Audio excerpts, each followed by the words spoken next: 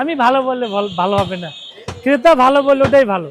আমি আমাকে যতই প্রশংসা করি, আমার মাংসকে যতই প্রশংসা করি, এটা হবে না। ক্রেতা নিয়ে যদি বলে ভালো, সেটাই ভালো। মনে করছিলাম যে আসলে খারাপ হবে না, ইনশাল্লাহ ভালো হয়েছে। আমি মনে করি কি জানেন, ওই যে 850-800 টাকা আমরা আরো দু এক দোকানে গেছি, ওই সেম বস্তুই বুঝছেন, কারণ হইলো ওইটার সাথে এটার সাথে বেশি ডিফারেন্স নাই, একই। আলহামদুলিল্লাহ, ভাইয়ের কাছ থেকে আমি রেগুলার নেই, তো ভাই যেগুলো মাংস দেয় আলহামদুলিল্লাহ খুবই ভালো। তো ওনার কাছ থেকে যে সাশ্রয়ী রেটে পাই আমরা, আমি দূর থেকে আসছি যদিও, এরকম সাশ্রয়ী রেটে আমরা অন্য কোথাও পাই না, যার জন্য মিরপুরেই আমরা এই মাংসটা ভালো দামে পাই, বিধায় আমরা নিম্ন মধ্যবিত্ত মানুষরা এখান থেকেই কেনার চেষ্টা করি। না, ওনার মাংস ভালো, কোয়ালিটি ভালো, মাংস ফ্রেশ আছে, এই কারণে ওনার থেকে নেওয়া। এবং উনি মাঝে মাঝে আমরা ওনার থেকে মাংস কিনি, ভালো পাই দেখে আসি। উনি একটু ওই চর্বি টর্বি এগুলা কম দেয়, হাড্ডিও কম দেয়, আর একটু দামেও কম পাই, এই জন্য রেগুলার ওনার থেকে আমরা মাংস কিনি আর কি। ইকবাল ভাইয়ের মাংসের কোয়ালিটি ওদের চেয়ে কোনো অংশে কম না, হ্যাঁ, ওদের চেয়ে কোনো অংশে কম না। তবে এখানে আমি দীর্ঘদিন ধরে নিচ্ছি, আমি কোনোদিন খারাপ পাইনি, এবং ভাইয়ের কাছে যেটা আবদার করি যে ভাই এখান থেকে দেন, ঠিক সেই জিনিসটাই দেয়, যেটা রিকোয়ারমেন্ট থাকে, হয়তো তেহরির জন্য, হয়তো বা কোনো অনুষ্ঠানের জন্য। সেক্ষেত্রে ভাই কোনো রকম কোনো মানে খারাপ মাংস যে দিবে এরকম কোনো দিন কখনো আমরা পাইনি।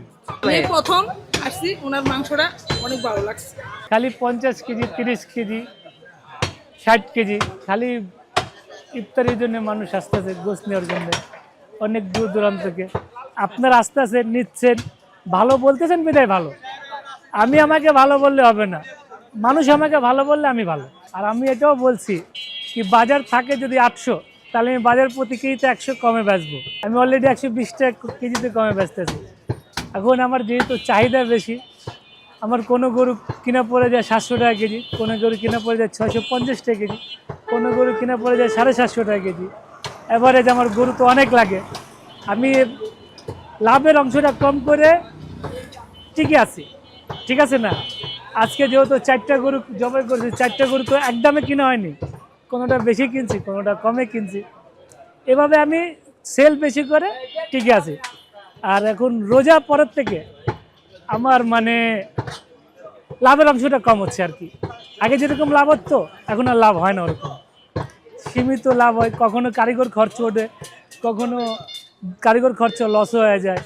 যে দাম আছে এখন মোটামুটি চলতে একটু কষ্ট হয়ে যাচ্ছে, যেহেতু আমার সবাই মহিষের গোছ বেচার জন্য বলতেছে। আমার জায়গা অনেক কম, আমার গরুর চাপ অনেক বেশি। যদি ওরকম হয়, আমার মহিষ কিনতে পারি, তাহলে আমি চামড়াতে মহিষের গোছ বেচবো। আগে কেজিতে মহিষের গোছ 50 টাকা কমে বেচবো। বাজারে যদি 800 থাকে, তো আমি 750 বেচবো। বাজারে যদি 850 থাকে, তাহলে আমি 800 বেচবো।